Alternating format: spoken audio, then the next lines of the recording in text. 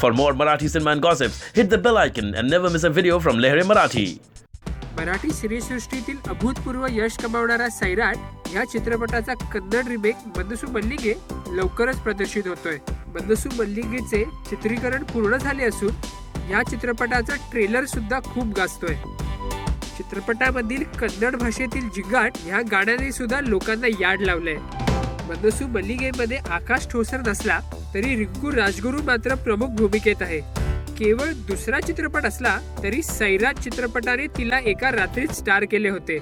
तिच्यातील या स्टारडमचा फायदा कन्नड चित्रपट सृष्टीत कशा पद्धतीने उमटतो हे पाहणे उत्सुकतेचे असेल। सैराट चित्रपटाच्या रिमेक विषयी बोलायचे झाले तर हिंदी चित्रपट सृष्टीमध्ये देखील सैराट चित्रपटाने वेड लावले आहे। बॉलिवूडचा दिग्गज निर्माता आणि दिग्दर्शक करण जोहर देखील सैराट चित्रपटाची निर्मिती करणार आहे।